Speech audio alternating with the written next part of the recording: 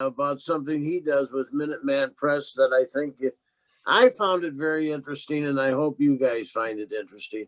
But Dale's a company puts together what they call memory books. So Dale, go ahead and take it away. Thank you. First of all, thank you, Doug and Joe, for letting me do this. Appreciate it. Clint, are you still a lion? Yes, I am. Okay, just checking. I thought I recognized you. Yeah, oh yeah, I recognized you. I remember you when you were singing too down at the event center. Oh, okay. Anyway, thank you. I've been in business for, well, I'm not going to do this in Latin, unfortunately, Bob, because it wouldn't sound very good. Maybe British or something, but I've been in business for 10.5 years. I've owned this franchise for 10.5 years. The store opened up 2002. I was like the 4th owner. Every year we've grown the business, fortunately, except this year, of course. Goes big surprise, right?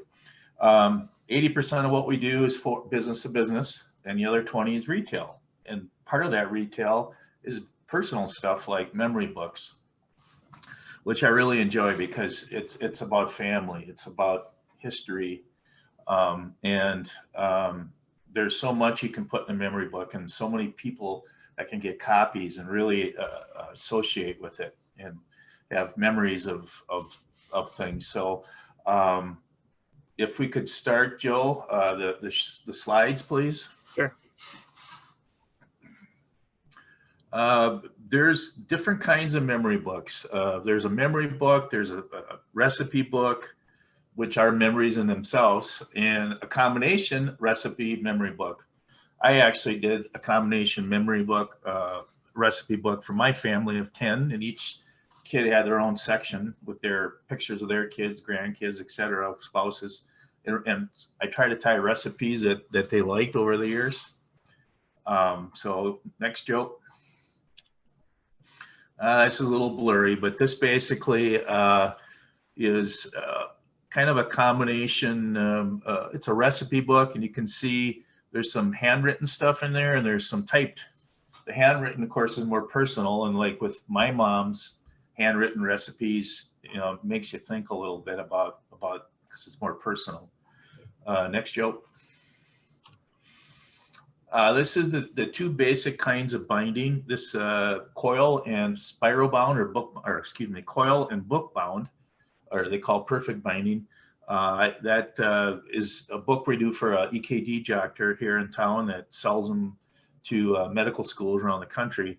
And I have a place in Owatonna that does the book binding for me. So there's two. The most common is spiral because you can keep it stays open, stays flat when you open it. It's easier to read.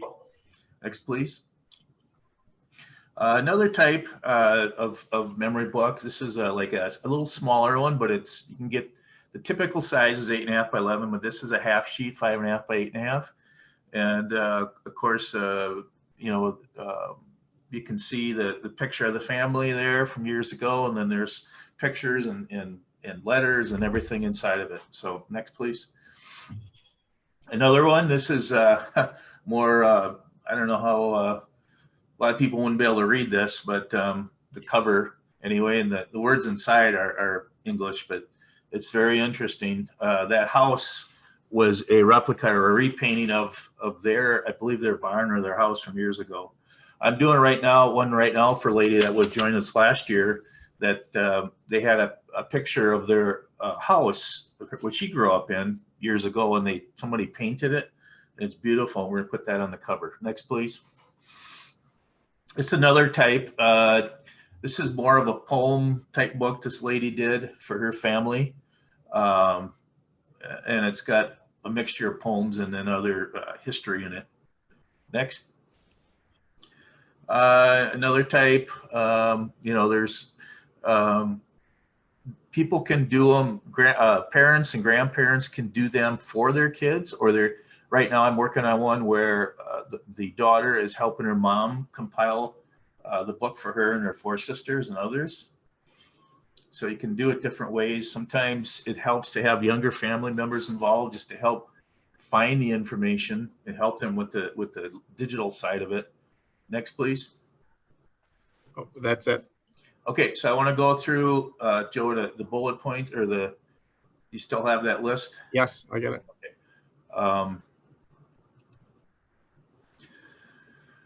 So this is, first of all, it's always good to do things face-to-face on the beginning if we can.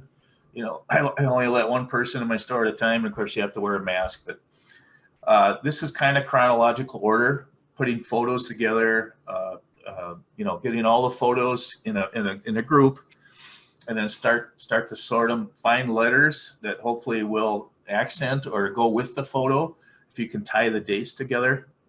Compile text to help explain the photos. Organize your text, letters, and photos in a logical order. Chronological by family member. Like I said, mine was by family member. You can do it chronological, whatever order works for you. Decide on the page size. Like I said, a typical is 8.5 by 11 type book. If you get too small, it gets a little harder to read, then the fonts are a little smaller. Again, just determine or decide on the binding type. Coil is the most popular and easiest to use. Determine the type of paper. Do you want gloss type paper? You want matte?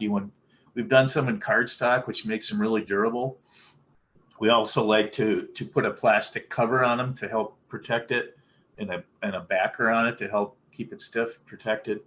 Do you want your book in color, or do you want it black and white, or a combination? Then this is a little tricky, determining how many copies you want. Usually the person that coordinates it does, you know, research and gets family members and other people involved to determine how many copies they need. Then you come and meet with us via phone, email, or safely in person to start the process. And then we'll eventually provide you a quotation and a turnaround. And then when you know all the digital stuff is ready to go, we'll do one sample for you to review prior to printing all the books, so you have a chance to actually look at a completed one. That's pretty much it, Joe. Is there any questions? Yeah, does anybody have any questions for Dale about MemoryBooks?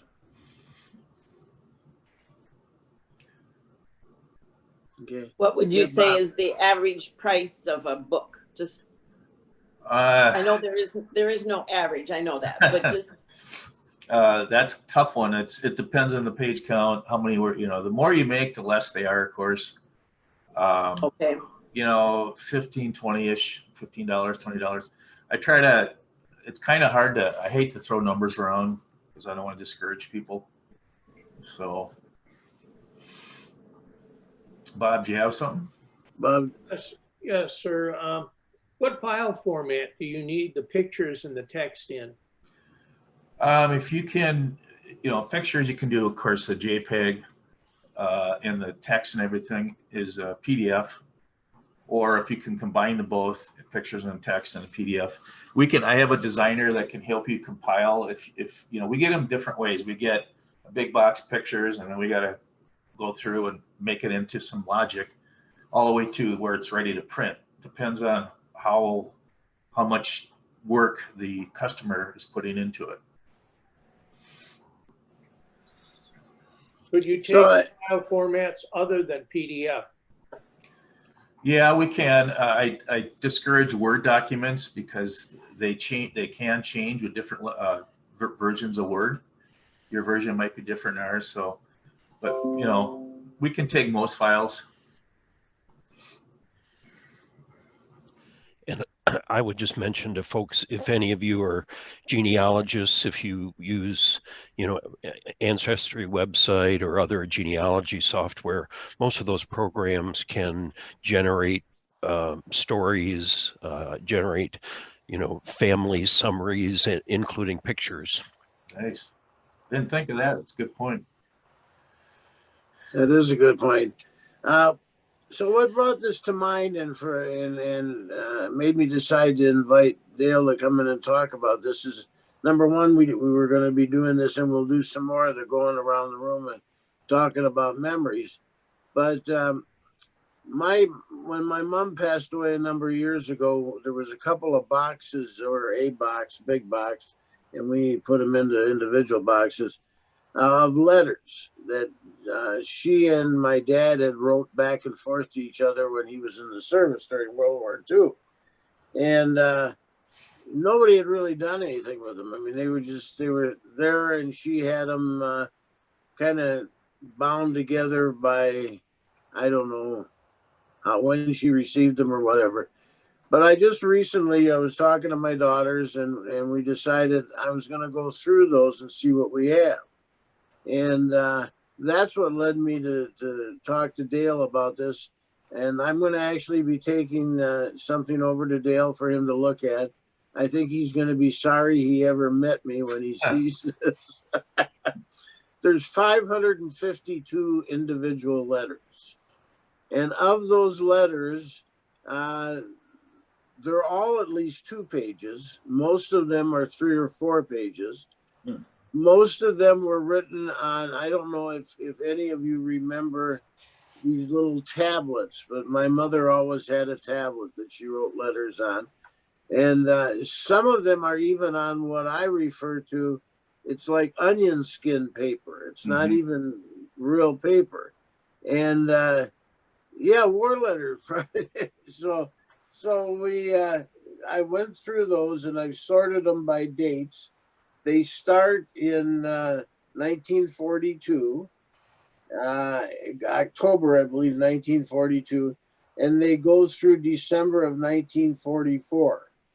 So I've taken them now out of the envelopes, put them in plastic sheets, and put them in binders so that I can take something to Dale and have him look at it and tell me even if if it's feasible to do.